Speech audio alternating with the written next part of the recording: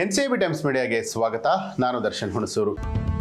ಬೆಂಗಳೂರಿನಲ್ಲಿ ಪುಂಡರ ಅಟ್ಟಹಾಸ, delivery boy ಮೇಲೆ ಹಲ್ಲೆ.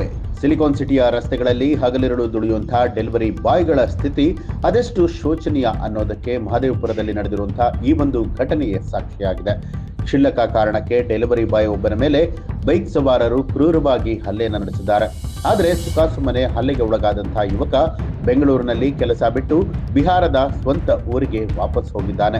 ಮಹದೇವಪುರ ಮುಖ್ಯ ರಸ್ತೆಯಲ್ಲಿ ಬಿಹಾರ ಮೂಲದ ದೀಪಕ್ ಅನ್ನುವಂತಹ ಡೆಲಿವರಿ ಬಾಯ್ ತನ್ನ ಕೆಲಸದ ನಿಮಿತ್ತ ತೆರಳುತ್ತಾ ಇದ್ದಂತಹ ಸಂದರ್ಭದಲ್ಲಿ ಈ ಒಂದು ಘಟನೆ ಸಂಭವಿಸಿದೆ.